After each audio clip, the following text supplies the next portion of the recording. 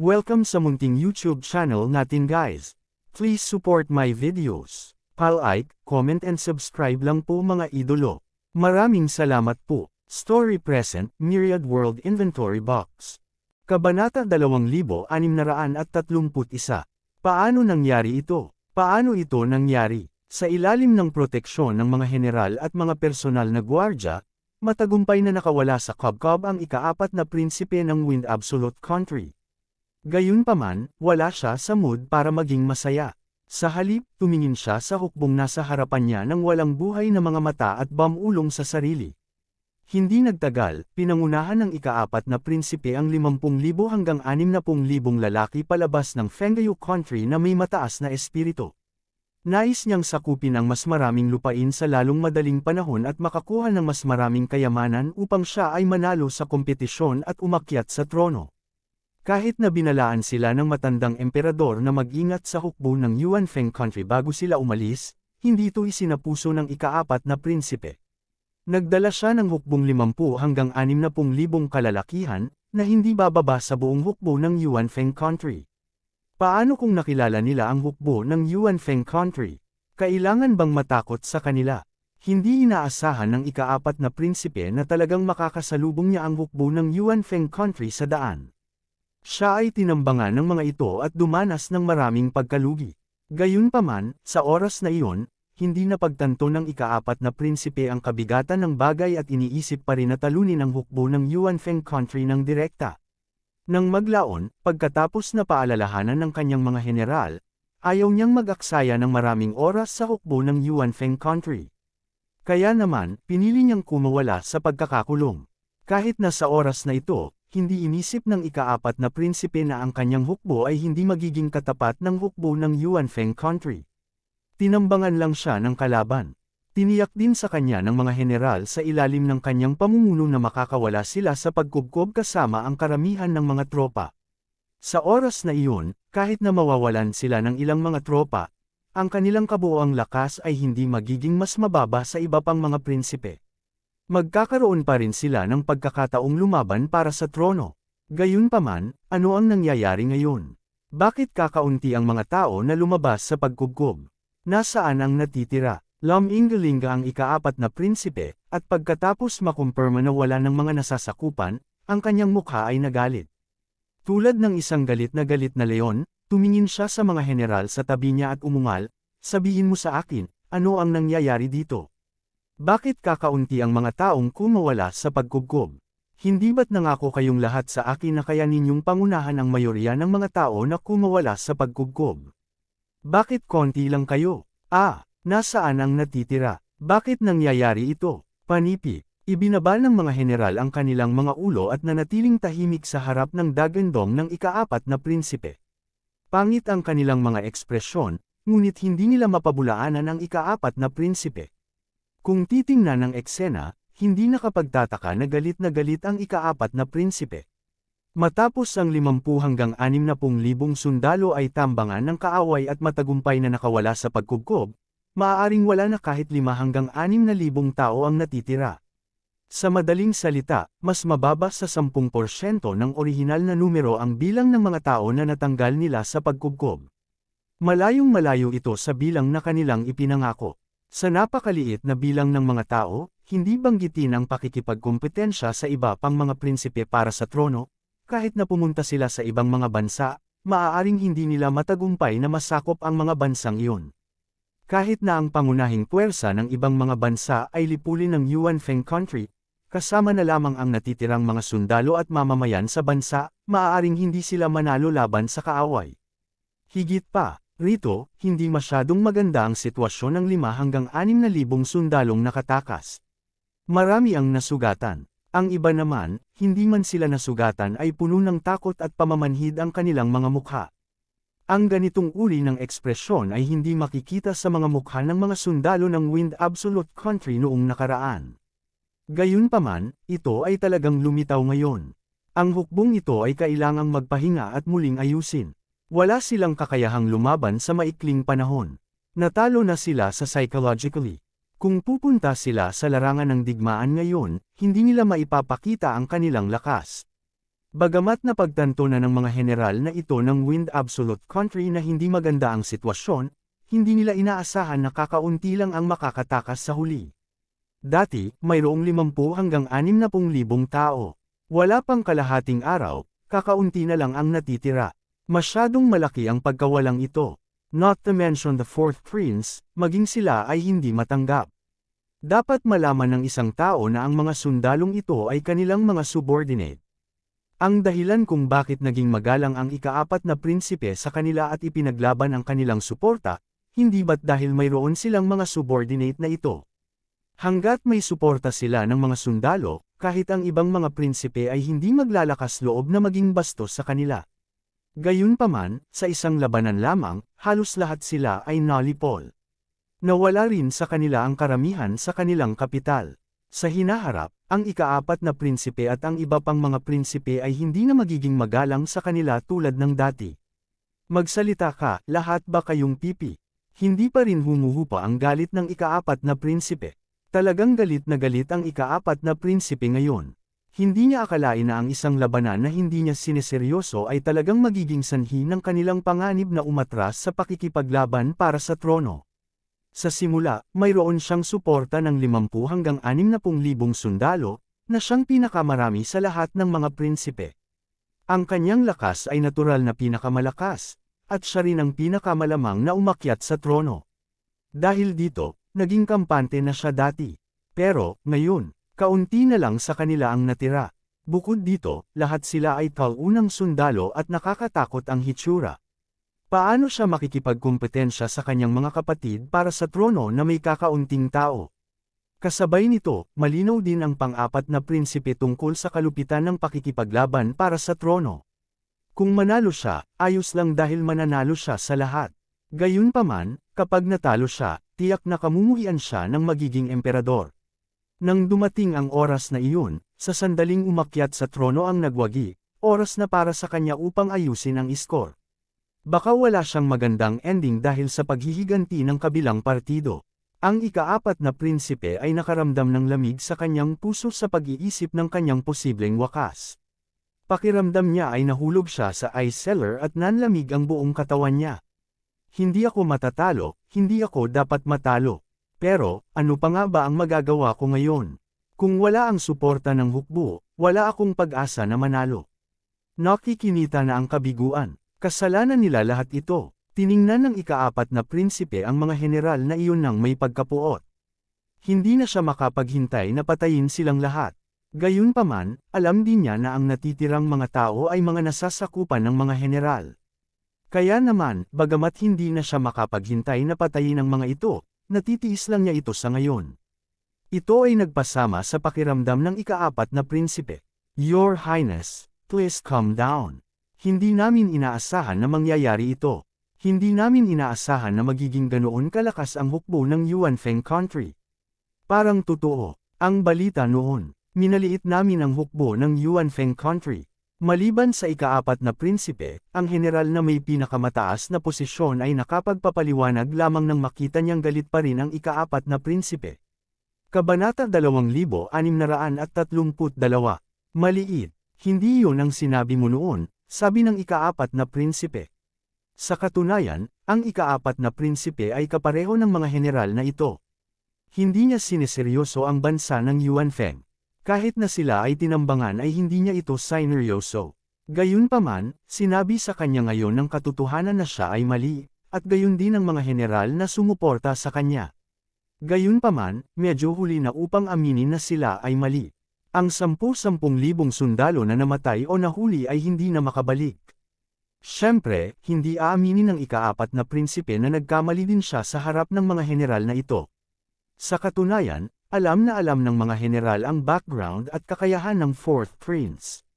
Kaya naman, aminin man niya o hindi, alam ng lahat kung ano ang kaya niya. Ahem, nang marinig ang tanong ng ika-4 na prinsipe, naubo ang general at sinabing, kasalanan natin talaga ito.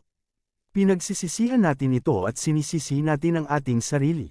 Gayunpaman, nangyari na ito. Ngayon, isipin natin kung paano malulutas ang problemang ito.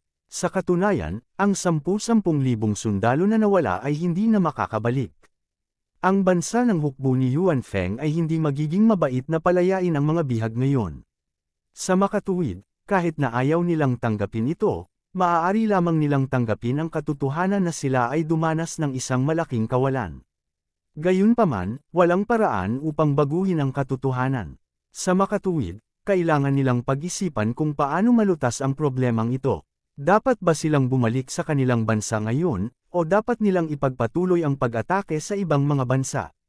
Bagamat mayroon lamang silang 5 hanggang 6,000 sundalo at hindi na kasing lakas ng dati, ang ibang mga bansa ay nasa isang kakilakilabot na sitwasyon. Ang kanilang pangunahing puwersa ay patay lahat. Kung plano nilang mabuti, hindi imposibleng talunin ang ibang mga bansa. Gayunpaman, kung iyon ang kaso, ang bilang ng mga sundalo na mayroon sila ay magiging mas kaunti. Ang mga maharlika at mga ministro ng ibang mga bansa ay malinaw na hindi magmamasid sa kanilang mga bansa na nawasak. Bukod dito, ang panghuling counterattack ay tiyak na magiging napakalakas. Sa oras na iyon, tiyak na magdadala ito ng maraming casualty sa kanilang panig.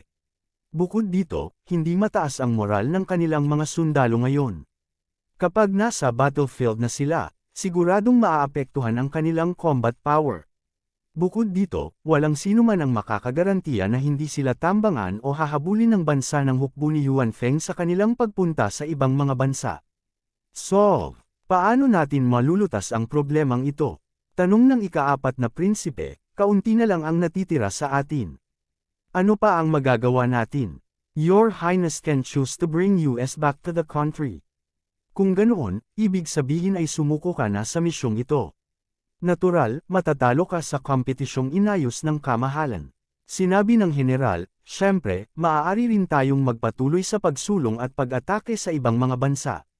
Bagamat ito ay magiging napakahirap at marami pang ang mawawala sa ating mga sundalo, hindi imposibleng manalo. Siyempre, kailangan nating magbantay laban sa hukbo ng Yuan Feng country na muling humahabol sa atin. Binigyan siya ng general ng 2 pagpipilian, ngunit sa mga mata ng ika-4 na prinsipe, alinman sa mga ito ay hindi magandang pagpipilian. Bakit ngayon pa niya piniling bumalik? Siyempre, ito ay magiging napakaligtas at hindi nila kailangang mag-alala na muling atakihin ng hukbo ng Yuan Feng country.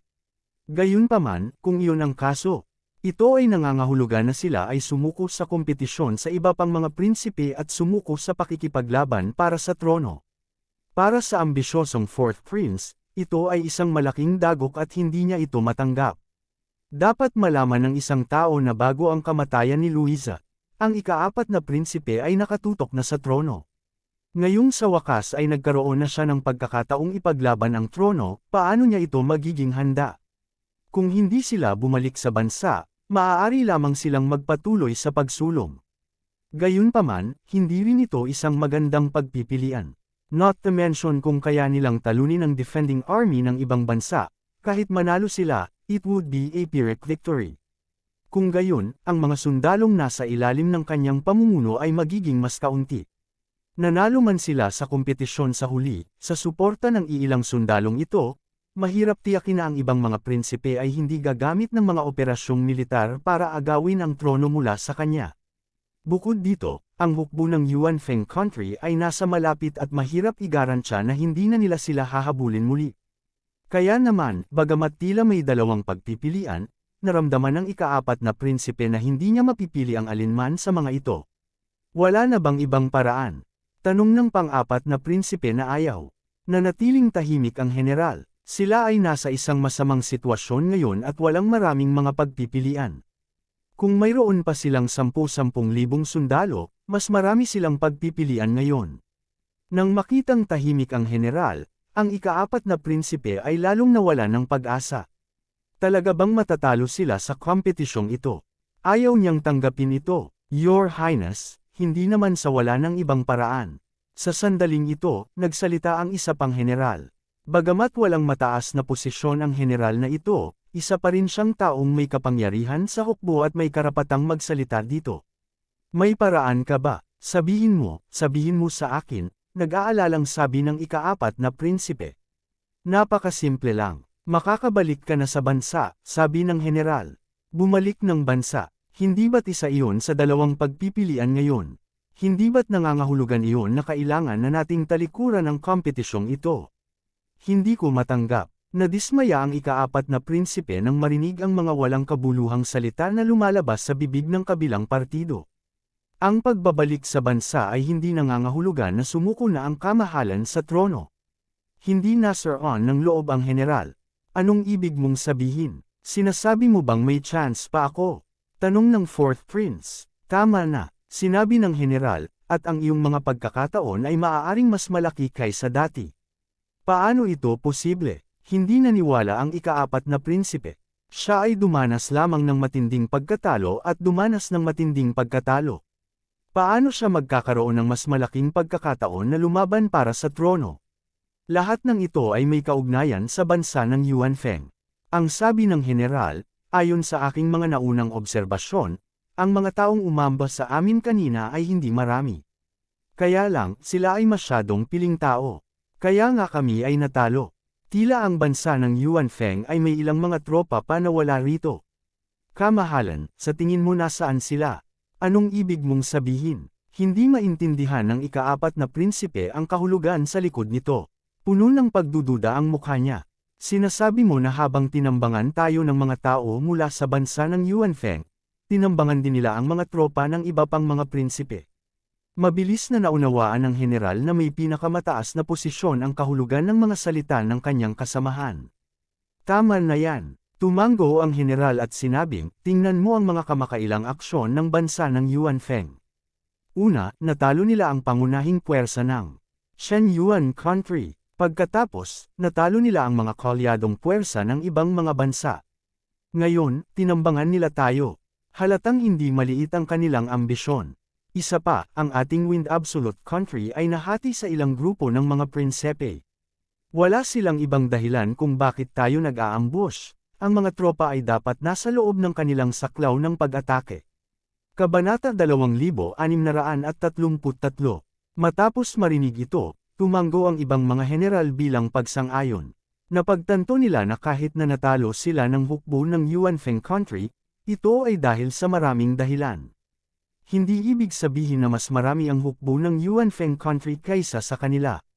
Sadyang napakalakas ng hukbo ng Yuanfeng Country. Sa katotohanan, ang hukbo ng Yuanfeng Country na lumahok sa pananambang ay nasa 20 hanggang 30,000 tao lamang. Ang Yuanfeng Country ay isang maliit na bansa sa labas ng Great Pass. Ang kanilang kabuoang hukbo ay humigit kumulang 50 hanggang 60,000 tao. Dahil nagsimula na sila ng digmaan sa Wind Absolute Country, talagang gusto nilang manalo sa digmaang ito. Pagkatapos, wala silang dahilan upang hindi ipadala ang lahat ng kanilang mga tropa upang matiyak ang huling tagumpay. Sa makatuwid, ang Yuanfeng Country ay dapat may bahagi pa rin ng kanilang mga tropa na hindi lumitaw dito. Pagkatapos, dapat ay nasa ibang lugar sila na gumagawa ng iba pang mahahalagang bagay. Bukod dito, ang Yuanfeng Country ay natalo ang Shenyuan Country at ang magkasanib na hukbo ng iba pang mga bansa dati. Nakakuha sila ng maraming bihag, na magpapalaki sa kanilang orihinal na maliit na hukbo. Sa kasong ito, hindi lang 50 hanggang 60,000 ang hukbo ng Yuanfeng Country. Ito ay hindi bababa sa 100,000 o higit pa. Sa madaling salita, ang Yuanfeng Country ay mayroong hindi bababa sa 70 hanggang 80,000 tropa na hindi pa lumilitaw. Hindi sila pwedeng tumabi na lang at manood ng palabas. Dahil ang Yuanfeng Country ay sobrang ambisyosa at tinambangan na sila, kung gayon ay walang dahilan para palayain nila ang ibang mga tropa. Napakataas ng posibilidad ng pag-atake nila sa kanila ng sabay. Kung may nagsabi sa kanila noon pang araw na ang Yuanfeng Country ay nang ahas na hatiin ang kanilang mga tropa at sabay-sabay na salakayin ang mga tropa ng Wind Absolute Country, ang mga general ng Wind Absolute Country ay tiyak na hindi maniniwala dito.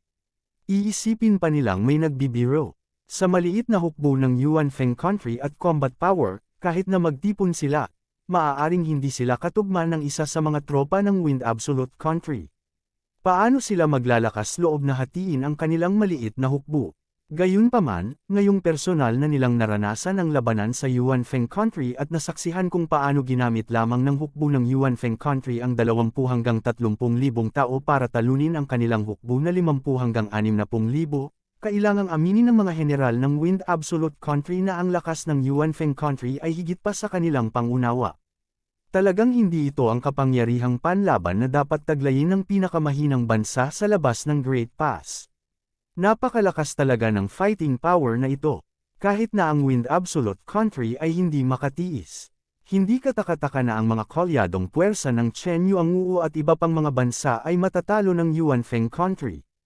Ano ang nangyari sa Yuanfeng Country nitong ilang taon? Paanong biglang tumaas ang kapangyarihan nilang militar?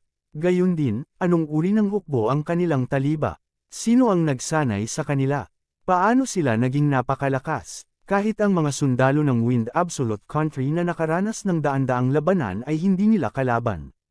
Ang mga pagdududa ay lumitaw sa mga puso ng mga general ng Wind Absolute Nation. Ngunit walang makapagbigay sa kanila ng sagot. Marahil iilan lamang sa mga nakatataas ng Yuanfeng Nation ang nakakaalam ng sagot. Anong ibig mong sabihin? Ang ibang mga general ay higit pa o hindi gaanong naunawaan ang ibig sabihin ng general na ito, ngunit ang ikaapat na prinsipe ay nalilito pa rin. Hindi niya maintindihan ang ibig sabihin ng kabilang partido. Ang ibig kong sabihin ay habang sinasalakay tayo ng Yuanfeng Country, tiyak na inaatake din nila ang iba pang hukbo ng ating Wind Absolute Country, na siyang mga hukbo na pinamumunuan ng iba pang mga prinsipe. Ayon sa lakas na ipinakita ng hukbo ng Yuanfeng Country, napakataas ng posibilidad na manalo sila laban sa iba pang hukbo. Nangangahulugan din ito na hindi lamang tayo matatalo ng mga hukbo ng Yuanfeng, kundi pati na rin ng mga hukbo ng Yuanfeng, matatalo rin sila ng hukbo ng Yuanfeng Country. Sila ay makararanas din ng matinding pagkatalo sa oras na iyon. Ang natitirang lakas ng militar ay maaaring mas mababa pa kaysa sa atin. Sabi ng general, may paraan. Narinig ng ikaapat na prinsipe ang pagsusuri ng general at agad na natuwa. Hindi lang tayo tatambangan ng mga taong iyon mula sa Yuanfeng Country. Tiyak na sasalakayin nila ang mga hukbo ng iba pang mga prinsipe. Hindi tayo mananalo laban sa hukbo ng Yuanfeng Country, kaya siguradong hindi magiging katapat nila ang mga hukbo ng ibang prinsipe. Siguradong mabibigat na kabiguan ang mararanasan nila. Ang hukbo natin ang pinakamalaki sa mga prinsipe. Sa huli, pagkatapos ng Yuanfeng Country ay mananatili pa rin ang bilang ng ating hukbo. Masayang sabi ng ikaapat na prinsipe. Sa oras na ito, nakalimutan na ng ikaapat na prinsipe ang sakit ng pagkatalo ng Yuanfeng Country. Sa halip, umaasa siya na ang hukbo ng Yuanfeng Country ay magiging mas malakas hanggat maaari.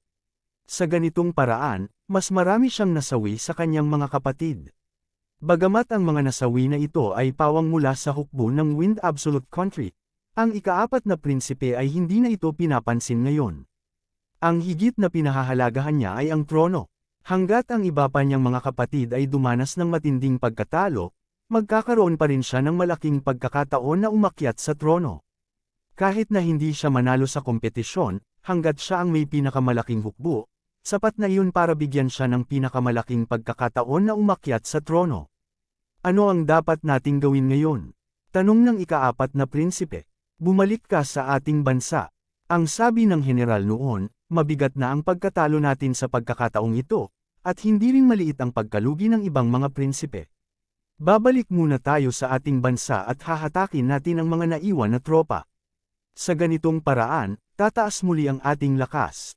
Sa oras na iyon, kapag ang ibang mga prinsipe ay bumalik sa kanilang bansa na natalo, hindi na sila makakahanap pa ng mga tropang susuporta sa kanila. Pagkatapos, mawawalan sila ng pagkakataong lumaban ang trono. Oo, kailangan nating bumalik sa ating bansa sa lalong madaling panahon at hilahin ang mga general na naiwan. Sa kanilang suporta, maaari pa rin tayong manalo. Sabi ng ikaapat na prinsipe. Wala ring pagtutol ang ibang mga general. Sa pagkakataong ito, nang sila ay lumabas upang salakayin ang ibang mga bansa, ang Wind Absolute Country ay hindi nagpadala ng lahat ng mga tropa nito. May natitira pang tropa sa bansa. Una, ang ilang mga general ay hindi nakapili at nagpasya kung sino ang susuportahan. Pangalawa, kailangan ding umalis ng Wind Absolute Country ng ilang tropa para protektahan ang bansa, kung sakali. Bagamat huminto na sila sa pakikipaglaban sa dakilang dinastiyang Lu ngayon, sino ang nakakaalam kung sasamantalahin ng dakilang dinastiyang Lu ang panahong walang laman ang kanilang bansa upang magpadala ng mga tropa para salakayin sila. At ngayon, ang taunang ika-4 na prinsipe at ang iba pa ay nakatutok na sa mga natitirang tropa sa bansa. Kapag ang mga tropa ng iba pang mga prinsipe ay inatake ng Yuanfeng country, ang mga tropang naiwan sa bansa ay magiging target ng pagsisikap ng lahat. Ngayong sila na ang unang uuwi sa bansa, sila ang unang manghihikayat sa mga general. Naturally, magkakaroon sila ng mas malaking pagkakataon. Kapag nakuha na nila ang suporta ng mga general, sila ang magiging pinakamalakas sa buong Wind Nation. Hindi man nila natapos ang kompetisyon, makukuha pa rin nila ang posisyong iyon sa pamamagitan ng pag-asa sa suporta ng karamihan sa mga tropa. Kabanata 2634. Sa pag-aakalang siya talaga ang may pinakamalaking pagkakataon na makuha ang trono, naging excited ang ika-4 na prinsipe. Ang kakilakilabot na mood na dulot ng kanyang nakaraang kabiguan ay nakalimutan na, at ang iba pang mga general ay higit pa o mas mababa sa parehong mood. Kasama ang ika-4 na prinsipe at ang mga general na ito, hindi nila naisip na magpadala ng mga tao upang ipaalam sa mga tropa ng iba pang prinsipe na mag-ingat sa pag-atake ng Yuanfeng country. Pagkatapos ng lahat, hindi kayang salakayin ng Yuanfeng country ang lahat ng tropa ng mga prinsipe ng sabay-sabay. Talagang nagkaroon ng pagkakaiba sa oras. Kung ang ika-4 na prinsipe ay nagpadala ng mga tao upang ipaalam sa mga tropa ng iba pang mga prinsipe ngayon, maaari nitong hayaan ang iba pang mga prinsipe na maging alerto ng maaga at makita ang pananambang ng Yuanfeng country, upang maiwasan ang kapalaran na matalo. Gayunpaman, hindi ito inisip ng ika-4 na prinsipe at ng iba pa mula sa simula hanggang sa wakas. Wala silang kahit katiting na intensyon na gawin iyon. Sa kanilang pananaw, hindi na sila makapaghintay na ang ibang mga prinsipe ay magdusa ng kapareho nilang kapalaran, o mas masahol pa sa kanila. Mas mabuti kung lahat sila ay mapupuksa. Sa ganitong paraan, walang sinumang lalaban para sa trono kasama ang ika-4 na prinsipe. Kung tungkol sa katotohanan na ang hukbo ng Wind Absolute Country ay magdurusa ng malaking pagkawala dahil dito, ang ika-4 na prinsipe at ang mga general na ito ay walang pakialam. Alam nilang lahat na malupit ang labanan para sa trono. Kung nanalo sila, mananalo sila sa lahat. Kung nawala sila, mawawala sa kanila ang lahat, pati na ang kanilang buhay. Kaya naman, itinuring nilang lahat ang labanan para sa trono bilang pinakamahalagang bagay. Kahit na magiging sanhi ito ng malaking pagkawala ng hukbo ng Wind Absolute Country, wala silang pakialam. Mula sa kanilang pananaw, hanggat nanalo sila sa trono, kung gayon, kasama ang kasalukuyang hukbo ng Wind Absolute Country, pati na rin ang mga tropang na-recruit mula sa mga karaniwang tao, hindi nila kailangang matakot sa Yuanfeng country sa lahat. Ang dahilan kung bakit sila natalo sa Yuanfeng country noon ay dahil sa iba't ibang dahilan. Una, sila ay sobrang pagod, at pangalawa, sila ay tinambangan, na naging dahilan upang sila ay dumanas ng matinding pagkalugi sa simula, na naging dahilan upang bumagsak ang kanilang moral. Kung talagang lumaban ng magkabilang panig sa isang patas na kapaligiran, hindi matatalo ang kanilang Wind Absolute Country. Maging ang mga general ng Wind Absolute Country higit pa o mas kaunti ay may parehong mga iniisip. Bagamat napagtanto na nila ang kapangyarihan ng mga tropa ng Yuanfeng country sa harapan, nadama nila na hindi imposibleng makipaglaban sa kanila kung tipunin nila ang mga elite ng Wind Absolute Country. Higit pa rito, nalaman din nila na kahit na ang lakas ng mga tropa ng Yuanfeng country ay hindi inaasahang malakas, hindi sila marami sa kanila. Ang iba ay mga ordinaryong tropa lamang. At kapag nakilala ng ordinaryong tropa ng Yuanfeng country ang tropa ng Wind Absolute Country, matatalo lang sila. Kaya naman, ang mga general na ito ay walang pakialam na ang mga tropa ng iba pang mga prinsipe ay matatalo ng mga tropa ng Yuanfeng country. Sa oras na iyon, mas mabuti para sa kanila na tipunin ang mga natalong tropa. Hanggat ang ika-4 na prinsipe ay umakyat sa trono, naniniwala sila na sa lakas ng Wind Absolute Country, magagawa nilang talunin ang mga tropa ng Yuanfeng country sa isang direktang labanan. Sa oras na iyon, sila ang tanging bansa sa labas ng Great Pass. Sa lahat ng mapagkukunan sa labas ng Great Pass, makakabawi sila sa kanilang pinakamataas na estado sa loob ng wala pang 2 taon. Dahil din dito ang pang-4 na prinsipe at ang mga general na ito ay lahat nag-iisip kung paano makukuha ang trono. Hindi nila kaagad ipinaalam sa ibang mga prinsipe pagkatapos ng pag-atake. Wala namang maidudulot iyon sa kanila at baka mabuwis pa ang kanilang buhay. Matapos maabot ang isang pinagkasunduan, ang ikaapat na prinsipe at ang mga general na iyon ay nagsimulang tipunin ang mga tropa at maghanda upang bumalik sa kanilang bansa. Nang marinig na hindi na nila kailangang magpatuloy sa pagsulong at hindi na kailangang makipaglaban sa mga tropa ng Yuanfeng Country, ang mga sundalo ng Wind Absolute Country na nakatakas ng may matinding kahirapan ay nakahinga ng maluwag. To be honest, ang nakaraang labanan ay nilabanan ng tulala. Hindi nila alam kung ano ang nangyayari at hindi pa ganap na nakaka-recover. Higit pa rito, ang mga tropa ay dumanas ng matinding pagkatalo. Mahihirapan silang mag-ipon ng lakas ng loob na lumaban sa mga tropa ng Yuanfeng Country sa maikling panahon. Ngayong naramdaman ng ikaapat na prinsipe at ng kanilang mga nakatataas na oras na para bumalik sa kanilang bansa, natural na nakahinga ng maluwag ang mga sundalo. Kung anong uri ng parusa ang matatanggap nila pagkatapos ng napakalaking pagkatalo, isang pagkatalo na hindi pa nakikita ng Wind Absolute Country, hindi ito isang bagay na kailangan nilang alalahanin. Kahit na may parusa, ang mga tao sa itaas ay magtataglay nito. Wala itong kinalaman sa mga sundalong ito. Nang pamunuan ng ikaapat na prinsipe ng Wind Absolute Country ang mga tropa pabalik sa Wind Absolute Country, pinangunahan ni Huangfeng ang mga tao upang linisin ang larangan ng digmaan. Ang labanang ito ay mas maayos kaysa sa inaasahan niya. Bagamat may ilang mga sakripisyo, ito ay mas mababa kaysa sa inaasahan niya. Gayunpaman, ang mga samsam sa digmaan at ang mga bihag ay higit pa sa inaasahan niya. Gayunpaman, dahil si Huangfeng at ang iba pa ay hindi nagdala ng maraming tao, ang ikaapat na prinsipe at ang iba pa ay nagawang samantalahin ang pagkakataong lumabas. Gayunpaman, ilang libong tao lamang ang nakatakas. Walang masyadong pakialam si Huangfeng. Ipapaubaya ko sa iyo ang natitira. Nakahanap si Huangfeng ng isang general ng Yuanfeng Country at sinabi, "General, huwag kang mag-alala. Ako na ang bahala dito." Magalang na sabi ng general. Ang general na ito ay orihinal na general sa hukbo ng Yuanfeng Country. Siya rin ang general ng ordinaryong hukbo ng Yuanfeng Country na sumunod kay Huangfeng sa pagtambang. Natural, hindi mababa ang status niya. Gayunpaman, sa sandaling ito, iginagalang niya si Huangfeng dahil personal niyang nasaksihan ang lakas ng pakikipaglaban ng mga sundalo ni Huangfeng. Bagamat mayroon lamang 3,000 tao si Huangfeng, ang kapangyarihang panlaban na ipinakita ng 3,000 tao na ito ay higit na malakas kaysa sa 10,000 tao sa ilalim ng kanyang pamumuno. Ito ay lubhang nakakatakot. Masasabing kung wala ang partisipasyon ni Huangfeng at ng iba pa, sa pamamagitan lamang ng mga taong dinala niya, imposibleng talunin ang buong hukbo ng Wind Absolute Country, pati na ang paglipol sa kanila. Masasabing sa labanang ito, bagamat mas kaunting tao si Huangfeng at ang iba pa, ang kanilang mga kontribusyon ang pinakamahalaga. Sa kampo ng militar, laging lakas ang nagsasalita. Likas na iginagalang ng general na ito si Huangfeng. Bukod dito, nakikita niya na ang kanilang bagong emperor ay lubos na nagtiwala kay Huangfeng. Hanggat ito ay mungkahi ni Huangfeng, hindi ito pinabulaanan ng kanilang bagong emperador.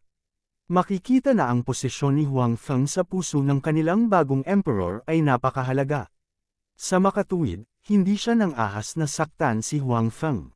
Bukod dito, alam din ng general na ito na ibinigay ni Huangfeng ang gawain ng paglilinis ng larangan ng digmaan sa kanya. Hindi sa gusto ni Huangfeng at ng iba pa na maging tamad, ngunit may mas mahahalagang bagay na dapat gawin. Sa daan patungo sa ibang mga bansa, mayroong ilang mga ambush point. Kung wala ang partisipasyon ni Huangfeng, ang labanan sa ambush sa mga lugar na iyon ay maaaring hindi makakamit ng kasiyasang resulta. Sa makatuwid, naghahanda si Huangfeng na suportahan ang iba pang larangan ng digmaan. Bukod dito, ang paglilinis sa larangan ng digmaan ay isang magandang trabaho. Walang panganib at nagkaroon ng malaking kita. Sino ang tatanggi sa gayong magandang bagay? Kabanata 2635. Matapos ayusin ang mga tao na linisin ang larangan ng digmaan, pinangunahan ni Huangfeng ang kanyang mga piling sakop na umalis sa larangan ng digmaan at mabilis na nagpunta upang palakasin ang iba pang mga ambush point. Para naman sa mga taunang sundalo ng Wind Absolute Country, kakaiba nilang sinusukat ang piling tropang ito. Ang kanilang mga puso ay napuno ng interes sa pagkakakilanlan at kagalingan ng tropang ito sa labanan.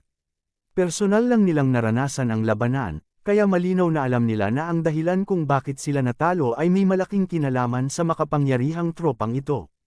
Gayunpaman, hindi pa nila narinig na ang Wind Absolute Country ay may ganoong tropa. Gayunpaman, anuman ang mangyari, hindi na kailangang pagdudahan ang pagkakakilanlan ng pangkat na ito. Nang makitang umalis ang mga elite na sundalo, marami sa mga sundalo ng Wind Absolute Country ang naghuhula kung saan sila pupunta. Ang ilan sa kanila ay halos mahulaan pa ang kanilang destinasyon. Sana matuklasan ng ibang tropa ang pananambang sa Yuan Feng Nation ng maaga. Marami sa mga kawal ang nag-isip. Kung ikukumpara sa ika-4 na prinsipe at sa iba pang mga general na nag-iisip tungkol sa kanilang sariling mga interes, ang mga ordinaryong sundalong ito ay mas simple ang pag-iisip. Naisip din ng ilan sa kanila na ang hukbo ng Yuan Feng Country ay maaaring gumawa ng isang ambush para sa kanilang iba pang mga tropa, at ang elite na tropang ito ay maaaring naruroon upang suportahan sila. At kung sasali ang piling tropang ito, naramdaman ng mga sundalong ito na baka hindi maganda ang wakas ng iba nilang kasama. Pagkatapos ng lahat, personal nilang naranasan ang lakas ng pakikipaglaban ng tropang ito, at ito ay napakalakas. Ngayon na sila ay mga bilanggo ng Yuan Feng Country, wala na silang magagawa. Maaari lamang nilang ipagdasal ang kanilang mga kasama mula sa ibang mga ruta. Inaasahan din nila na ang mga sumabog sa pagkubkob ay makakalat ng balita at maalerto ang mga tropa mula sa iba pang mga ruta. Sa ganitong paraan, maiiwasan nilang maambush. Gayunpaman, ang mga sundalong ito ay malinaw na hindi inaasahan na ang ika-4 na prinsipe at ang mga matataas na general na iyon ay hindi lamang nagpadala ng mga tao upang bigyan ng babala ang iba pang mga tropa, ngunit umaasa din na ang hukbo ng Yuan Feng Nation ay matatalo ang iba pang mga tropa hanggat maaari. Sa ganitong paraan, walang makakapagbanta sa ika-4 na prinsipe. Naagawin ang trono. Kaya naman, ang inaasam ng mga sundalong ito ay nakatakdang hindi mangyari. Sa kabilang banda, hindi pinansin ni Huang Feng ang mga iniisip ng mga sundalo ng Wind Absolute Country. Ang mga taong iyon ay mga bihag na nila at hindi nabanta. Hindi na kailangang mag-aksaya ng oras sa kanila. Ngayon, dapat silang mas tumutok sa mga sundalo ng ibang Wind Absolute Country. Ayon sa naunang impormasyon, nahahati sa 6 na tropa ang hukbo ng Wind Nation. Pinamunuan sila ng 6 na ambisyosong prinsipe na maaaring lumaban para sa trono. Ang ika-4 na prinsipe ay isa sa kanila. Siya rin ang pinakamalakas at may pinakamaraming suporta. Siya rin ang may pinakamalakas na hukbo. Sa makatuwid, nagpasya si Huang Feng na ilagay ang unang labanan sa kanya. Pagkatapos ng lahat, mayroong pinakamaraming tropa mula sa Wind Extinction Country dito. Bukod dito, dahil ang pang-4 na prinsipe ang pinakamalakas, pinili niyang salakayin ang bansang pinakamalapit sa Wind Extinction Country. Bagamat hindi pumayag ang ibang mga prinsipe, sino ang humiling sa ika-4 na prinsipe na maging pinakamalakas? Maaari rin nilang piliin ang bansang ito. Gayunpaman, sa kasong iyon, kailangan nilang harapin ang mga pag-atake ng ika-4 na prinsipe. Sa oras na ito, halatang ayaw ng ibang mga prinsipe na makakita ng panloob na salungatan sa pagitan nila at ng ika-4 na prinsipe. Sa makatuwid, ang ibang mga prinsipe ay maaari lamang pumili ng isang bansa na mas malayo sa Wind Nation. Inaasahan nilang ma-accident ang ika-4 na prinsipe para mas mabilis nilang masakop ang teritoryo. At tiyak na dahil sa pagpipiliang ito kaya nagkaroon ng pagkakataon si Huang Feng na talunin sila isa-isa. Sa ngayon, tinambangan at natalo niya ang hukbo ng ika-4 na prinsipe na pinakamalapit sa destinasyon. Pagkatapos, walang tigil, sumugod siya sa susunod na destinasyon at nagpatuloy sa pananambang at pagpatay. Sa pagkakaiba ng oras na ito, maaaring mag-set up si Huang Feng ng isang ambush ng maaga bago dumating ang susunod na hukbo ng Wind Absolute Country sa destinasyon, patuloy na tambangan at pumatay. Sa makatuwid, si Huang Feng ay natural na walang oras upang manatili at linisin ang larangan ng digmaan. Bukod dito, sa panahon ng labanan, maaari lamang niyang piliin na tapusin ito ng mabilis. Sa ganitong paraan lang, makakapag-ipit siya ng mas maraming oras para sumugod siya sa susunod na destinasyon. Sa kabutihang palad, ang paglaban ng mga tropa ng Wind Absolute Country ay mas mahina kaysa sa inaasahan ni Huang Feng. Hindi nagtagal ang pananambang, at sapat na ang mga ordinaryong tropa ng Yuanfeng country na sumama sa kanila upang isagawa ang pananambang upang tapusin ang gawain ng paglilinis sa larangan ng digmaan. Hindi na niya kailangang maglaan ng maraming oras dito.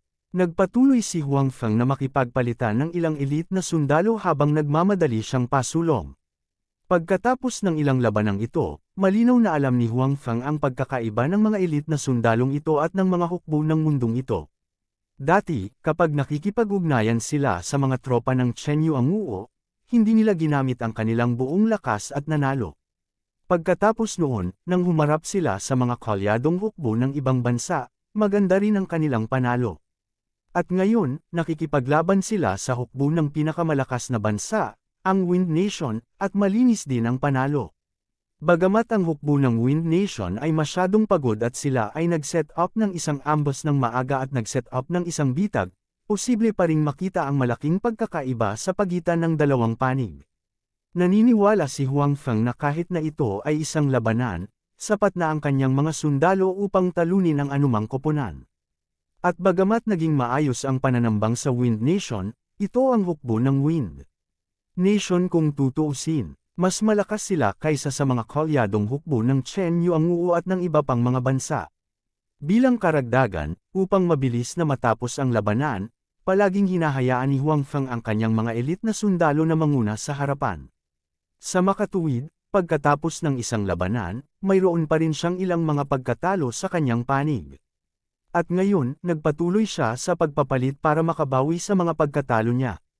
Nang pinangunahan ni Huang Feng ang mga tropa sa susunod na ambush point, ang mga tropang nasa tabi niya ay napanatili pa rin ang bilang na 3,000 katao. Ano ang sitwasyon? Gaano kalayo ang hukbo ng Wind Nation mula dito? Tanong ni Huang Feng sa general sa tabi niya. Ngayon, alam na ng mga general ng Yuanfeng country na napaka-espesyal ang pagkakakilanlan ni Huang Feng. Ang kanilang bagong emperor ay lubos na nagtiwala kay Huang Feng.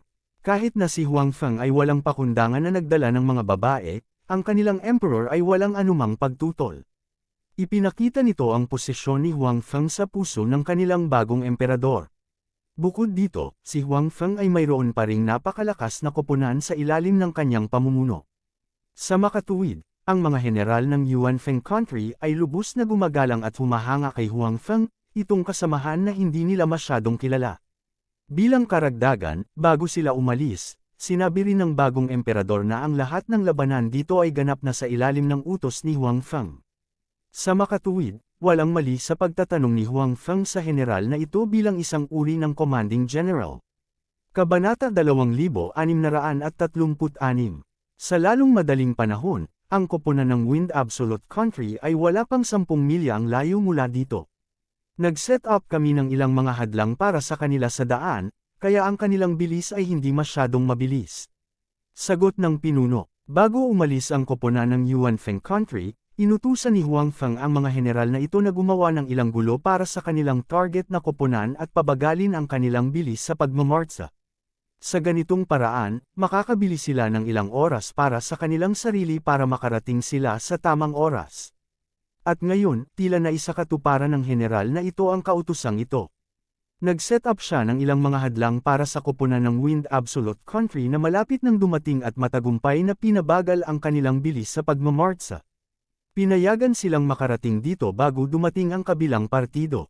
Magaling! Pinuri ni Huang Feng. Sa mga koponan ng Wind Absolute Country, ang koponan ng Fourth Prince ang pinakamakapangyarihan. Ngayon, ang pinakamakapangyarihang pangkat ay nilipol na niya. Kung ganoon, ang koponan ng Wind Absolute Country na kakaharapin niya, sa ilalim ng mga pangyayari na naabot na niya ang ambush point, hindi masyadong mahirap na lipulin sila. Nang marinig ng general ang mga salita ni Huang Feng, napakasaya niya sa kanyang puso. Sa totoo lang, ang biglaang pag-angat ng Yuanfeng country sa pagkakataong ito ay isang bagay na hindi inaasahan ng marami sa mga general ng Yuanfeng country. Dati, natalo nila si Chen Yuanguo, ngunit sa oras na iyon, ang mga general na ito ng Yuanfeng country ay hindi masyadong espesyal. Tulad ng mga tao sa ibang bansa, naramdaman din nila na maraming nagkataon. Bago dumating si Huang Feng at ang kanyang hukbo, natalo na sila ng hukbo ni Chen Yuanguo. Sa makatuwid, kahit na natalo na nila ang hukbo ni Chen Yuanguo sa huli, sa puso ng mga general ng Yuan Feng country, ang kanilang lakas ay hindi pa rin kasing ganda ng kay Chen Yuanguo. At sa labas ng pass, naroon ang Wind Absolute country na mas malakas pa kaysa Chen Yuanguo, kaya mas imposibleng manalo.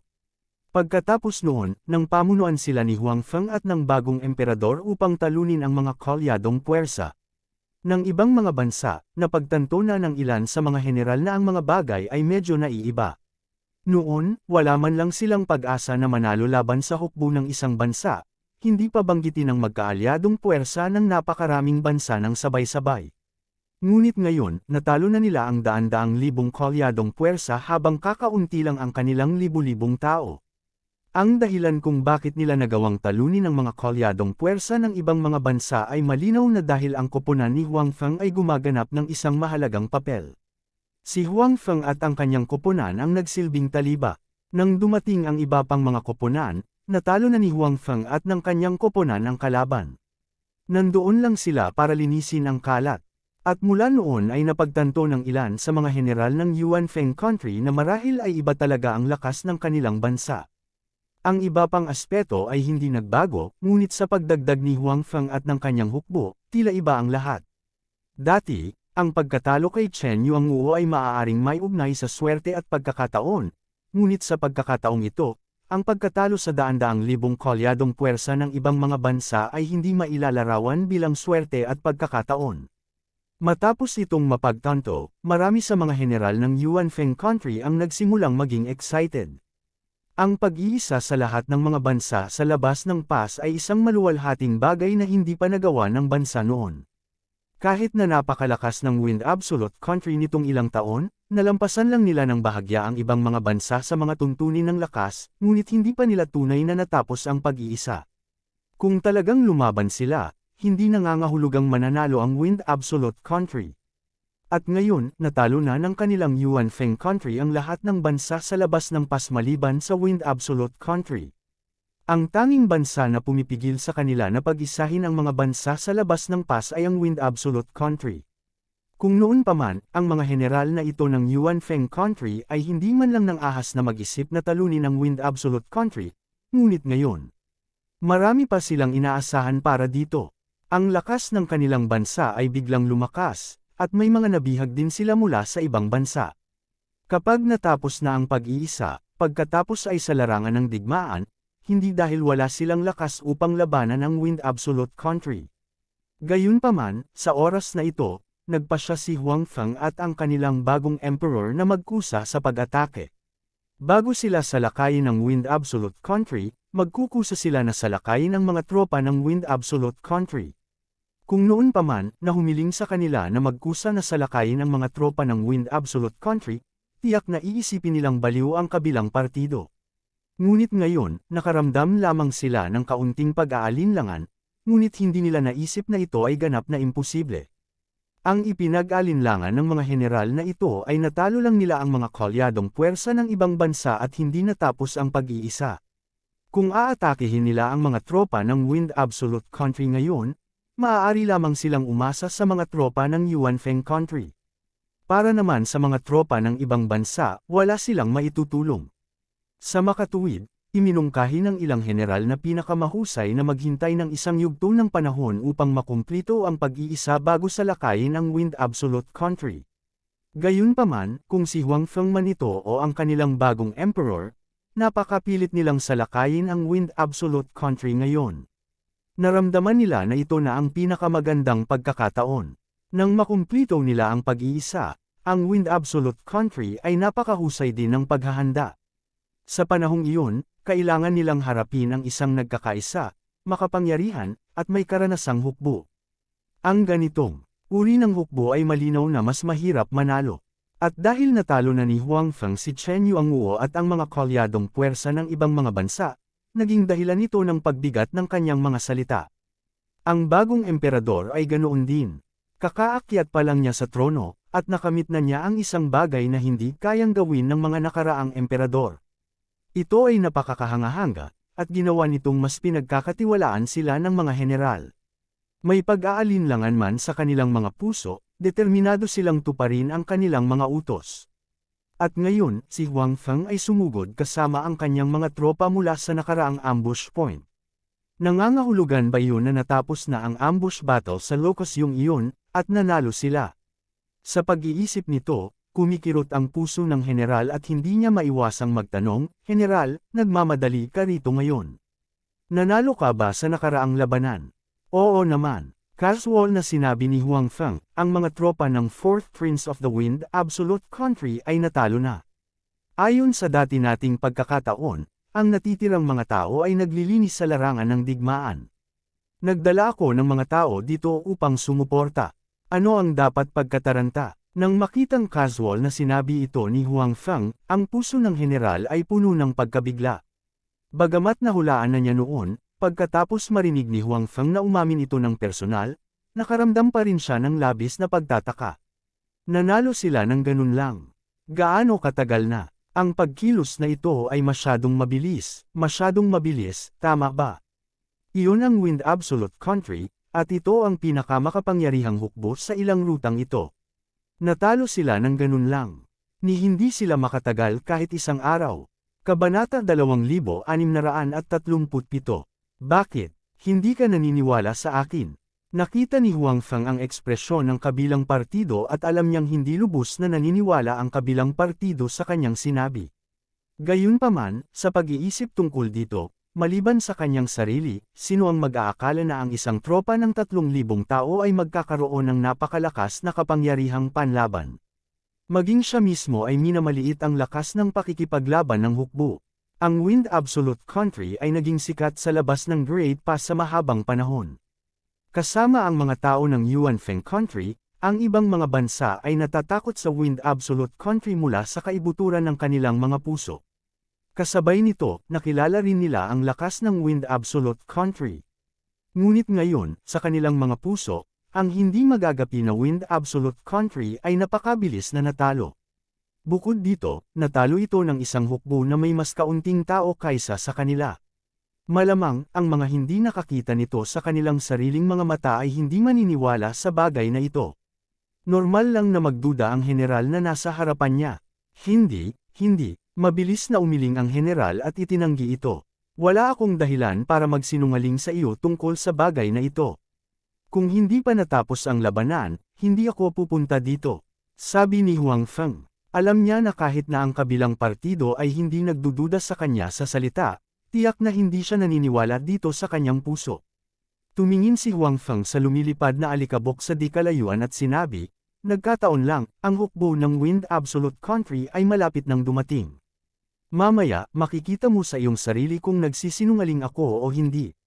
Bagamat hindi kailangang patunayan ni Huang Feng ang anumang bagay sa iba, umaasa siyang gamitin ang pagkakataong ito upang mapataas ang tiwala sa sarili ng mga general ng Yuanfeng Country. Sa lahat ng panahon, ang mga bansa sa labas ng Great Pass ay naninirahan sa ilalim ng anino ng Wind Absolute Country. Kahit na ang Yuanfeng Country ay nanalo ng ilang mga laban ng magkakasunod, ang mga general ng Yuanfeng Country ay mas tiwala kaysa dati. Gayunpaman, kapag nakaharap ang malakas na Wind Absolute Country, hindi pa rin mapalagay ang kanilang mga puso. Ito ay hindi maganda para sa paparating na labanan. Alam ni Huang Feng na dahil hindi nila natapos ang muling pag-aayos ng mga sumukong tropa ng ibang mga bansa, limitado ang kanilang lakas militar. Bagamat maganda ang ginawang pananambang, hindi nito lubos na natalo ang kalaban. Laging may mga taong tumatakas at ang mga nakatakas na sundalong ito ay tiyak na babalik sa kanilang bansa. Ito ay ganap na mahulaan na kung gusto nilang ganap na pag-isahin ang mga bansa sa labas ng Great Pass, kailangan nilang lumaban sa Wind Absolute Country. Ang Wind Absolute Country ay palaging ang pinakamalakas na bansa sa labas ng Great Pass. Kahit nasa digmaan kasama ang dakilang dinastiyang Lu, sila ay patuloy na nakakuha ng kapangyarihan. Nagmamalaki ang kanilang mga puso. Bagamat natalo na sila rito, hanggat hindi nila natatalo ang mga ito ng lubusan, hanggat may kaunting pagkakataon, hindi sila susuko na lumaban. Sa makatuwid, ganap na nakikinita na magkakaroon ng pangwakas na labanan sa huli. Okay, mabilis na sumagot ang general. Sa katunayan, ayaw niyang pagdudahan ang mga salita ni Huang Feng. Pagkatapos ng lahat, si Huang Feng na ngayon ang paborito ng kanilang emperador. Ang pagkakasala kay Huang Feng ay hindi naiiba sa pagkakasala sa emperador. Gayunpaman, dumating si Huang Feng ng napakabilis. Bukod dito, kung titingnan ang bilang ng mga sundalo sa kanyang pangkat, mayroon talagang mga 3,000. Nagdulot ito ng pagdududa sa kanyang puso. Kahit na matalo ni Huang Feng ang hukbo ng Wind Absolute Country, napakahirap gawin ito sa maikling panahon. Halos imposibleng talunin ang hukbo ng Wind Absolute Country sa napakaikling panahon ng walang nasawi. Gayunpaman, ngayon ang pangkat na dinala ni Huang Feng ay talagang mga 3,000 tao. Nagdulot ito ng pagdududa sa mga salita ni Huang Feng. Gayunpaman, tama si Huang Feng. Hindi na niya kailangang magsinungaling sa kanya. Bukod dito, malapit nang dumating ang hukbo ng Wind Absolute Country. Ang lakas ng pakikipaglaban ng hukbo na pinamumunuan ni Huang Feng ay malalaman sa lalong madaling panahon. Walang pakialam si Huang Feng sa nagdududa na mga mata ng iba. Nang magsimula ang labanan, hindi na niya kailangang magpaliwanag. Malalaman ng iba na hindi siya nagsisinungaling ngayon lang. Sa sandaling ito, hindi alam ng hukbo ng Wind Absolute Country na naghihintay sa kanila ang hukbo ng Yuan Feng Country sa unahan ng kalsada. Katulad sila ng hukbong pinamumunuan ng 4th Prince dati. Lahat sila ay nagmamarcha sa pinakamabilis na bilis. Dahil pinili ng ika-4 na prinsipe ang bansang pinakamalapit sa Wind Absolute Country para salakayin, natural na makakapili ang ibang mga prinsipe ng bansang mas malayo kaysa sa 4th Prince. Lalo silang nabalisa nito, nais nilang makarating sa kanilang destinasyon ng mas mabilis kaysa sa ika-4 na prinsipe. Kaya naman, desperadong hinimok nila ang mga sundalo sa ibaba na tumakbo ng mabilis hanggat maaari. At dahil nakaranas sila ng ilang mga problema dati, halimbawa, biglang may ilang mailap na kabayo o tupa sa unahan ng kalsada, o ilang mga hadlang sa kalsada, na nakaapekto sa kanilang bilis. Lalo silang nabalisa nito, maging ang mga prinsipe sa pangkat o ang mga general sa hukbo, alam nilang lahat na ito na ang kanilang huling pagkakataon. Siguradong hindi sila matatalo, mabilis, mas mabilis. Sa hukbo, ang 6th Prince ay patuloy na humihimok. Kung ikukumpara sa lakas ng 4th Prince, halatang kulang ang lakas ng 6th Prince. Ang bilang ng mga sundalong dinala niya ay halos 40,000 lamang. Bukod dito, ang aura ng hukbo ay hindi kasing ganda ng hukbo ng ika-4 na prinsipe. Alam ng ika-6 na prinsipe na kung aasa lamang siya sa suporta ng hukbo, hindi siya mananalo laban sa ika-4 na prinsipe. At ngayon, binigyan sila ng kanilang royal father ng pagkakataong makipagkompetensya ng patas. Bagamat dahado pa sila, lubos na nasiyahan ang ika-6 na prinsipe. Alam niyang ito na ang pinakamagandang pagkakataon para sa kanya. Sa makatuwid, nais niyang manalo sa kompetisyon na ito sa lahat ng mga gastos. Tulad ng ika-4 na prinsipe, ang ika-6 na prinsipe ay hindi nagpadala ng anumang mga scout upang antalahin ang oras. Ang kanilang hukbo ay umalis na sa Wind Absolute Country ng higit sa 2 araw. Bukod sa pagpapahinga sa gabi, ginugol nila ang natitirang oras sa kalsada. Maging ang kanilang mga pagkain ay kinakain sa kabayo. Kung maaari, gusto pa niyang hayaang magpahinga ang mga sundalo sakay ng kabayo. Ayaw niyang mag-aksaya ng oras sa kalsada. Gayunpaman, kahit ganoon, hindi pa rin nasisiyahan ang ika-6 na prinsipe sa bilis ng pagsulong ng hukbo. Patuloy niyang hinihimok ang kanyang mga tropa na pataasin ang kanilang bilis. I wonder how the 4th Prince is doing. Ayon sa oras, dapat ay nakarating na sila sa kanilang destinasyon. Nagtataka ako kung naging maayos ang pag-atake sa kabisera ng lungsod. Sana'y magkaroon ng problema ang ika-4 na prinsipe. Naisip ng ika-6 na prinsipe sa kanyang sarili. Ngayon lang siya umaasa. Ang ika-4 na prinsipe ay pumili ng isang mas maikling ruta kaysa sa kanya. Hindi pa siya nakarating sa kanyang destinasyon, ngunit nagsimula ng makipaglaban ang panig ng ika-4 na prinsipe. Maaari lamang siyang umasa na ang bansang inatake ng ika-4 na prinsipe ay magkakaroon ng determinasyon na labanan at antalahin ang ika-4 na prinsipe. Kung hindi, kung sinakop na ng ika-4 na prinsipe ang bansang iyon, tiyak na itinakda niya ang kanyang mga tingin sa ibang mga bansa. Pagkatapos ng lahat, ang nilalaman ng kompetisyong ito ay kailangang sakupin ng nanalo ang pinakamaraming teritoryo upang manalo. Ang pag-okupo lamang sa isang bansa ay medyo mapanganib pa rin. Kabanata 2638. Habang iniisip ng ika-6 na prinsipe kung maaantala ang ika-4 na prinsipe, bigla siyang nakarinig ng nakakadugong sigaw. Pagkatapos, napagtanto niya sa kakilakilabot na ang mga mangangabayo sa unahan ay pawang itinapon sa kanilang mga kabayo. Ang mga kabayo sa likuran na mabilis ding tumatakbo sa bilis ay hindi tumigil sa oras at bumangga sa mga mangangabayo sa harapan. Habang ang mga kabalyero sa unahan ay tinapakan sa meat paste, sila ay nahulog din sa kanilang mga kabayo at tinapakan hanggang mamatay ng mga kabalyero sa likuran. Tinambangan sila. Matapos makita ito, ang ika-6 na prinsipe, na hindi masyadong hanggal, ay agad na napagtanto ang nangyari. Gayunpaman, hindi inaasahan ng ika-6 na prinsipe na dito siya tatambangan kapag malapit na siya sa kanyang destinasyon. Sino ang umambas sa kanya? Ang hukbo ba ng Yuan Feng country o ang hukbo ng bansang kanyang sinasalakay?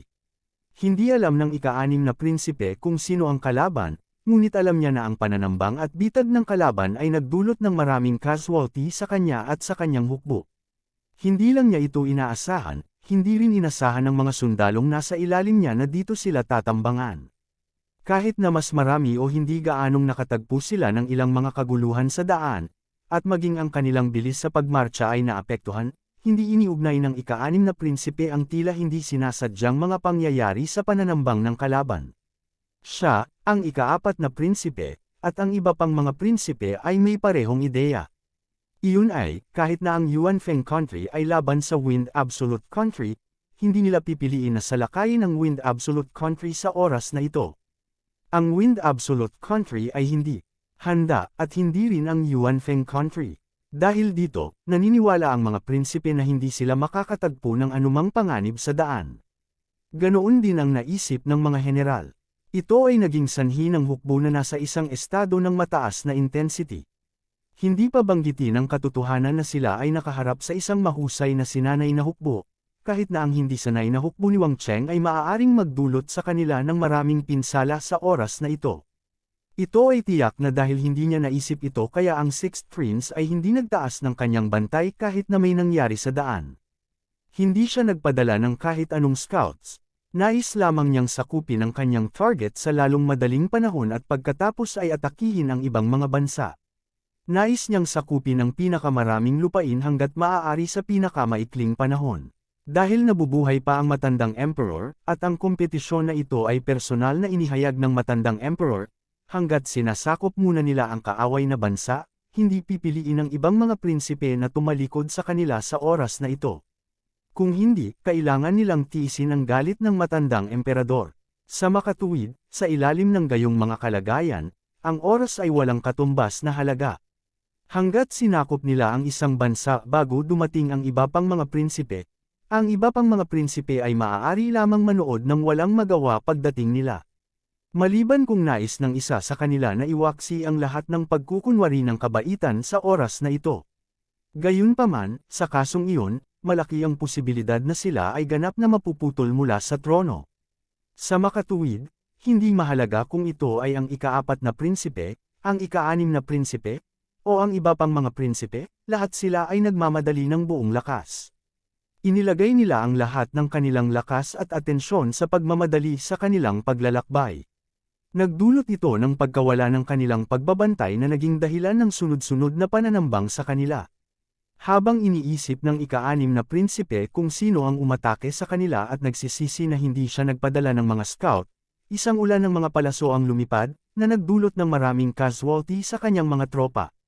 Pagkatapos noon, nagmamadaling inutusan ng ika-6 na prinsipe ang kanyang mga tauhan na ipagtanggol.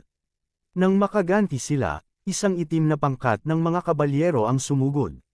Patayin ang mga bastos na ito para sa akin. Tulad ng ika-4 na prinsipe, sa larangan ng digmaan, ang Sixth Prince ay puno pa rin ng tiwala sa kanyang mga tropa. Bagamat marami silang nawalang tropa dahil sa mga bitag, malapit na nilang labanan ang kalaban.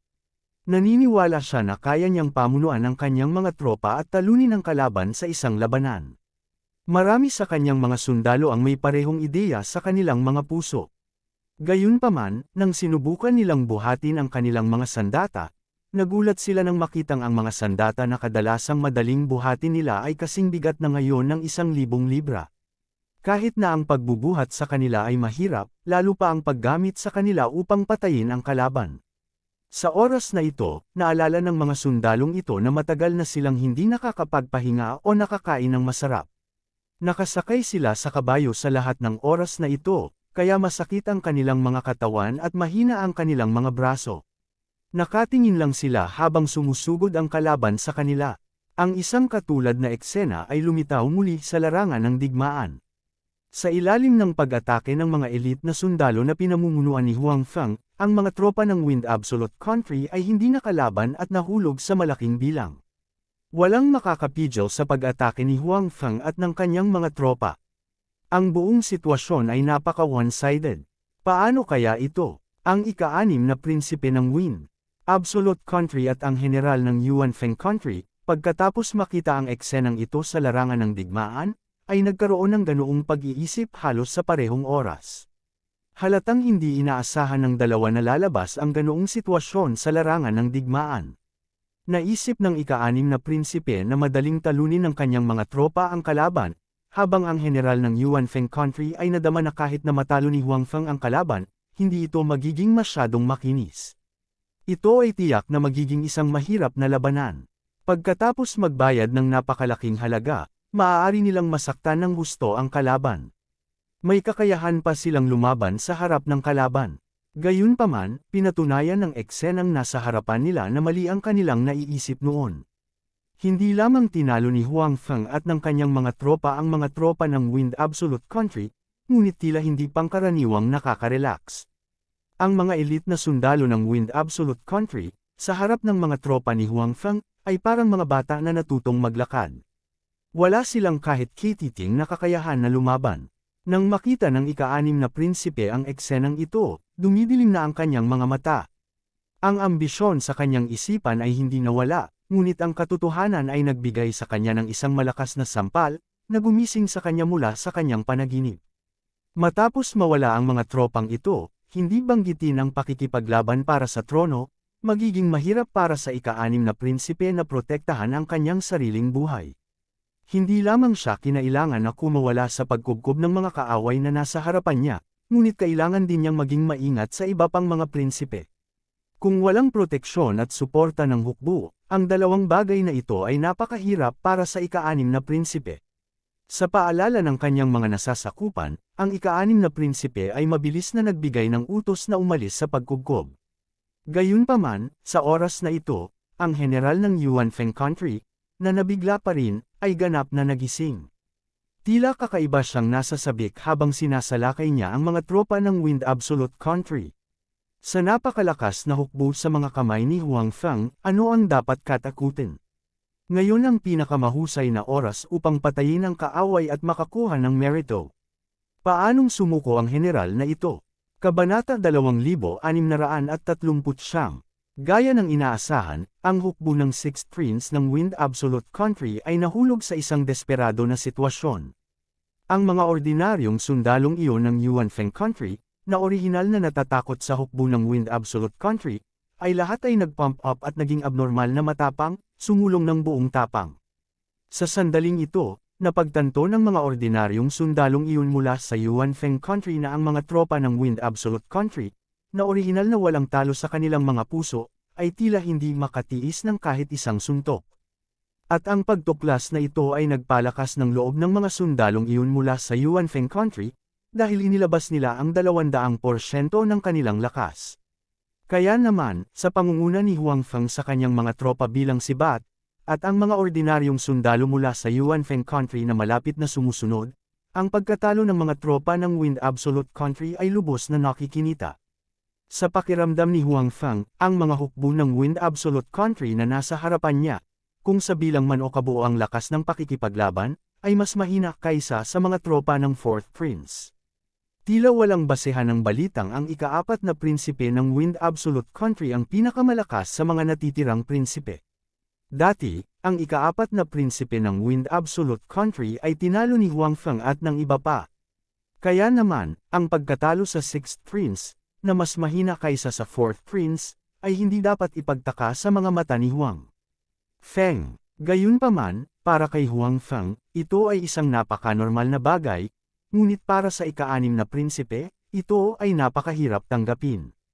Hindi pa rin niya alam na ang mga tropa ng 4th Prince ay natalo na ng mga tropa ng Yuanfeng country. Kaya naman, ang makita ang sarili niyang mga tropa na umaatres sa ilalim ng pag-atake ng mga tropa ng Yuanfeng country, na walang anumang kakayahang lumaban, ay napakahirap para sa kanya na tanggapin. Dahil ba sa kanina pa siya nagmamadali, pagod na pagod siya, tapos ngayon naghahalusinate siya. Ngunit paanong naging totoo ang mga iyak ng labanan sa harap niya? At ang amoy ng dugo sa hangin ay napakalakas. Maaaring hindi ito totoo. Galit na sigaw ng ika-6 na prinsipe. Nang makitang nasa harapan na niya ang trono, malamang na magkatotoo ang kanyang pinakahihintay. Paano siya magiging handa na tanggapin ang gayong aksidente sa huling yugtong ito? Higit sa lahat, hindi siya natalo sa isang direktang kompetisyon sa iba pang mga prinsipe, ngunit natalo sa hukbo ng Yuanfeng country na palagi niyang minamaliit. Ito ay isang bagay na hindi niya matanggap kahit anong mangyari. Naunawaan ng ika-6 na prinsipe na kung siya ay magdaranas ng matinding pagkatalo dito, kung gayon kahit na siya ay makatakas, masasabing siya ay ganap na umatras sa kompetisyong inayos ng matandang emperador. Kung wala ang suporta ng hukbo, paano niya magagawang sakupin ang mga teritoryo ng ibang bansa? Paano siya makikipagkumpetensya sa kanyang mga kapatid? Sa ilalim ng gayong mga kalagayan, kung siya ay nagpakita ng anumang interes sa posisyon na iyon, siya ay papatayin ng iba pang mga prinsipe. Kung wala ang suporta ng hukbo, wala siyang lakas at walang kwalipikasyon para makipagkumpetensya sa posisyong iyon. Hindi ako maaaring sumuko. Inutusan ng ika-6 na prinsipe ang kanyang mga nasasakupan na lumaban ng baliw. Ang mga general lamang sa panig ng 6th Prince ang nakakaalam na hindi ang kanyang mga nasasakupan ay ayaw lumaban, ngunit wala silang lakas sa pakikipaglaban sa sandaling ito. Kahit na gusto nilang lumaban, hindi nila ito maisigawa. Sa makatuwid, ang lahat ay walang kabuluhan. Your Highness the 6th Prince, mag-retreat tayo. Hindi naiwasang sabihin ng isa sa mga general. Ang sitwasyon sa harap nila ay isang bagay na hindi inaasahan ng mga general na ito. Bago ngayon, hindi nila akalain na ang hukbong pinamumunuan nila ay matatalo sa hukbo ng Yuanfeng country sa larangan ng digmaan. Ang Yuanfeng country ay masyadong mahina. Hindi banggitin ang hukbo ng Wind Absolute country, kahit na ang hukbo ng alinmang bansa ay madaling talunin ng hukbo ng Yuanfeng country. Sa napakaraming taon, ang kabuuang lakas ng Yuanfeng country ay palaging nasa ibaba. Ito ay hindi walang dahilan. Sa makatuwid, ang mga general na ito ng Wind Absolute country ay hindi kailanman mag-iisip na ang kanilang hukbo ay matatalo sa Yuanfeng country. Natalo pa nila ang makapangyarihang Great Lu Dynasty, paano sila matatalo sa mahinang Yuanfeng country? Gayunpaman, hindi mahalaga kung handa silang tanggapin ito o hindi, at anuman ang naging sanhi ng sitwasyon sa harap nila, ang katotohanan ay talagang natalo sila. Natalo sila sa Yuanfeng country na minamaliit nila noon. Isa pa, tuluyan na silang natalo. Hindi man lang mailigtas ang sitwasyon sa harap nila. Kahit na gusto nilang mag-breakout ngayon, napakahirap gawin ito. Gayunpaman, ang pananatili dito ay tiyak na isang dead end. Dahil tinambangan sila ng hukbo ng Yuanfeng country dito, tiyak na hindi sila magpapakita ng awa sa kanila. Alam ng lahat ng mga general na ito na mayroon lamang talagang dalawang bansa sa labas ng Great Pass ngayon. Ito ay ang Wind Absolute country lamang at ang Yuanfeng country. Ang ibang mga bansa ay umiral sa pangalan lamang at naghihintay na masakop.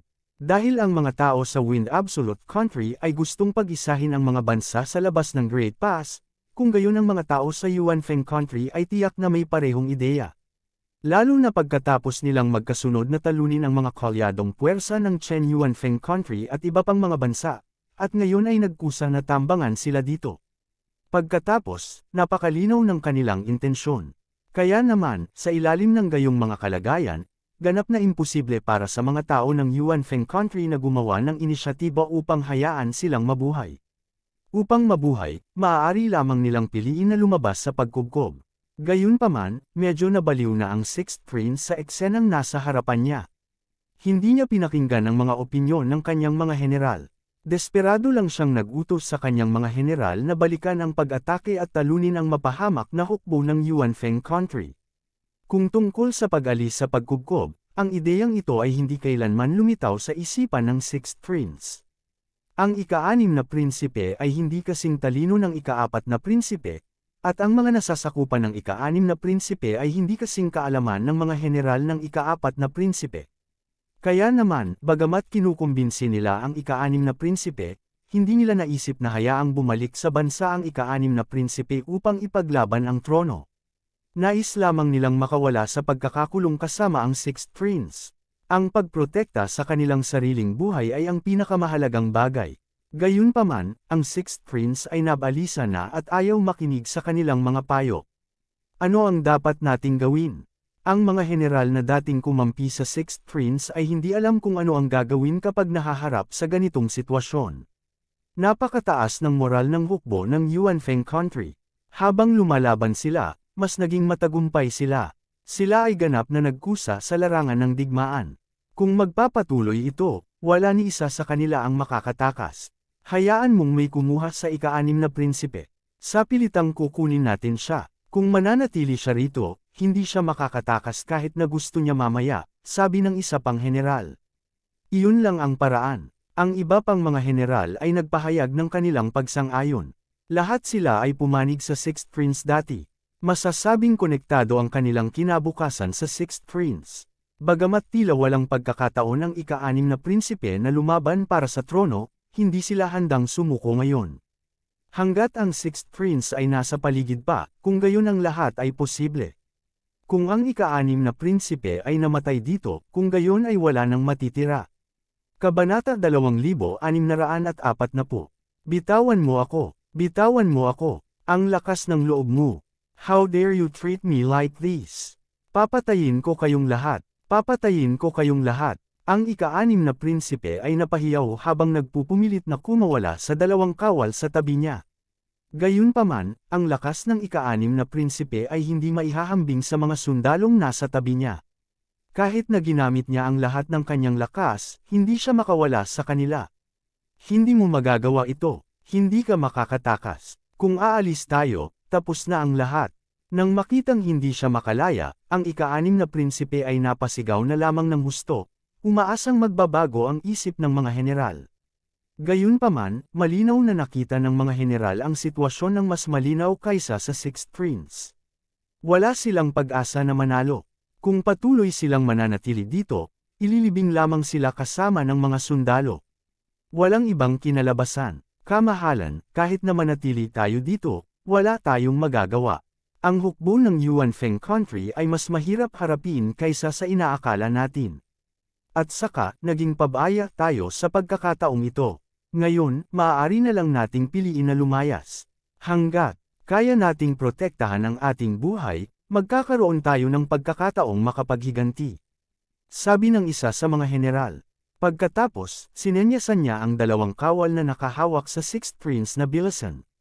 Nagpumiglas ang ika-6 na prinsipe habang sinasabi niya, paghihiganti. Paano ako makakapaghiganti? Kung wala ang suporta ng hukbo, mahirap sabihin kung makakabalik ako sa bansa ng buhay. Higit pa rito, kung matalo ako sa kompetisyon at mawala ng suporta ng hukbo, hindi ako bibitawan ng aking mga kapatid. Panipi, kahit na ang Sixth Prince ay medyo hanggal sa usapin ng militar, malinaw na malinaw sa kanya ang kalupitan ng kompetisyon para sa trono. Ito ay dahil isa rin siya sa kanila. Kung siya ay nanalo sa kompetisyon at umakyat sa trono, kung gayon hindi rin niya pababayaan ang iba pang mga prinsipe. Pagkatapos ng lahat, lahat sila ay may suporta ng hukbo at mga prinsipe din. Sino ang nakakaalam kung magkakaroon sila ng anumang mga ideya sa hinaharap na hindi dapat magkaroon? Sa makatuwid, ang pinakaligtas na paraan ay ang paghahanap ng pagkakataon na patayin ng iba pang mga prinsipe pagkatapos umakyat sa trono at agawin ang kapangyarihang militar mula sa kanila. Saka lamang niya masisiguro ang trono. Dahil ang ika-6 na prinsipe ay nag-iisip ng ganito, kung gayon ang ibang mga prinsipe ay dapat mag-isip ng parehong paraan. Kaya naman, kapag natalo siya sa kompetisyon, kailangan niyang mag-isip ng paraan para harapin ang sitwasyong ito. Ang kailangan ay mayroon siyang sapat na kapangyarihan sa kanyang mga kamay. Kapag nawala na siya ng suporta ng hukbo, magagawa na ng ibang mga prinsipe ang anumang gusto nila sa kanya. Sa makatuwid, walang dapat mangyari sa hukbo. Hindi siya makapanood habang ang hukbo ay natalo. Iyan ang mga bagay na dapat isaalang-alang sa hinaharap. Ang pinakamahalagang bagay para sa amin ngayon ay protektahan ang aming mga buhay, sabi ng isa pang general. Kahit na manatili tayo dito, wala tayong magagawa. Masyadong malakas ang combat power na ipinakita ng hukbo ng estado ng Yuan Feng. Sumang-ayon sa kanya ang ibang mga general. Sa katunayan, ang ika-6 na prinsipe ay nag-aalala na ang ibang mga prinsipe ay saktan siya sa hinaharap. Gayunpaman, ang mga general na ito ay walang ganoong pag-iisip. Kung tutuusin, wala silang katayuan bilang isang prinsipe. Kung maaari silang umasa sa iba pang mga prinsipe sa lalong madaling panahon, hindi ito dapat maging mahirap na iligtas ang kanilang mga buhay. Pagkatapos nito, sa kanilang impluwensya sa hukbo, hindi imposibleng dahan daw ang makakuha ng kapangyarihang militar. Sa makatuwid, sa kanila, ang pinakamahalagang bagay ay ang protektahan ang kanilang buhay. Lalong nabalisa ang ika-6 na prinsipe nang makita niyang hindi niya kayang hikayatin ang mga taong ito. Paulit-ulit niyang tinatakot ang mga ito na palayain siya, ngunit hindi ito epektibo. Kinaladkad pa siya ng 2 sundalo. Gayunpaman, ang swerte ng mga taong ito ay malinaw na hindi maganda ngayon. Ang direksyon kung saan sila lumabas mula sa pagkubkob ay kung nasaan si Huang Feng. Noong kinubkob nila ang ika-4 na prinsipe dati, pinagsisihan ni Huang Feng na nakatakas ang ika-4 na prinsipe at ang kanyang mga general. Bagamat hindi malaki ang bilang ng mga nakatakas na sundalo at hindi magiging malaking banta, problema pa rin ito. Sa makatuwid, noong tinambangan nila ang 6th prince sa pagkakataong ito, nag-ingat si Huang Feng na huwag hayaang makatakas muli ang 6th prince mula sa kanyang mga kamay. Sa makatuwid, nang magsimula ang pananambang, binigyang pansin ni Huang Feng ang posisyon ng 6th prince. Sa pagkakaroon ng maliit na agila sa kalangitan, sa ilalim ng sitwasyon kung saan maaari silang magbahagi ng pangitain, mahirap hanapin ang posisyon ng 6th prince. Gayunpaman, hindi ito imposible. Noong naghahanda ang mga general na iyon na lumabas mula sa pagkubkob kasama ang 6th prince, natagpuan na sila ni Huang Feng sa pamamagitan ng pangitain ng maliit na agila. Pagkatapos noon, malay niyang sinundan ang rutang tatahakin nila para makalabas sa pagkakakulong. Sa makatuwid, nang inakala ng mga general na iyon na magtatagumpay sila sa paglusob sa ika-6 na prinsipe, nakilala nila si Huang Feng sa dulo ng labanan. Nang makita nila si Huang Feng, nagulat ang mga general na iyon. Maging ang 6th prince na nagpupumiglas ay labis na nagulat. Hindi sa kilala nila si Huang Feng, ngunit ito ay dahil sa oras na ito, si Huang Feng ay isang tao lamang. Gayunpaman, pinapatay niya ang mga sundalo ng Wind Absolute Country. Pinatay niya ang mga sundalo ng Wind Absolute Country na walang lakas para lumaban. Kahit na ang mga sundalo ng Wind Absolute Country ay masyadong pagod dahil sila ay nagmamadali at ang kanilang lakas sa pakikipaglaban ay nabawasan ng husto, ang mga sundalo ng Yuan Feng Country ay kailangan ding makipagtulungan para patayin sila. Kung sinabing kayang patayin ng isang tao ang mga sundalo ng Wind Absolute Country, hindi lang ito pinaniwalaan ng mga sundalo ng Yuan Feng Country, kundi pati na rin ang mga general ng Wind Absolute Country. Gayunpaman, ang hindi kapani-paniwalang bagay na ito ay talagang nangyayari sa harap ng kanilang mga mata.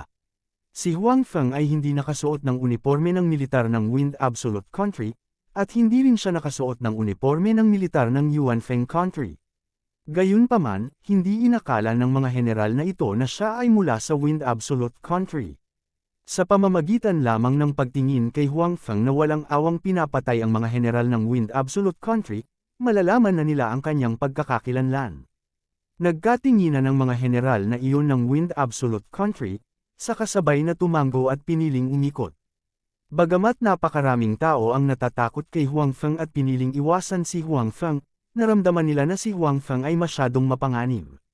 Nadama nila na para sa kapakanan ng insurance, mas mahusay na umikot sa kanya. Pinili na nilang talikuran ang hukbo at tumakas ng mag-isa. Nakakahiya na, kaya wala silang pakialam na mawalan pa ng mukha. Siyempre, ang kanilang mga aksyon ay naging sanhi ng pagsumpa sa kanila ng ika-6 na prinsipe. Pakiramdam niya ay masyado silang duwag at nawala sa kanila ang mukha ng Wind Absolute Country. Lahat sila ay mga veterano na sa larangan ng digmaan sa mahabang panahon. Hindi lamang sila nagkaroon ng mahusay na kakayahan sa pamumuno, hindi rin sila nagkukulang sa personal na katapangan. Gayunpaman, ngayon, napakaraming tao ang natakot sa isang tao. Sa opinyon ng Sixth Prince, ito ay masyadong nakakahiya. Bagamat naisip din niya na si Huang Feng ay lubhang mapanganib, talagang mahirap tanggapin na tumakas siya ng hindi lumalaban.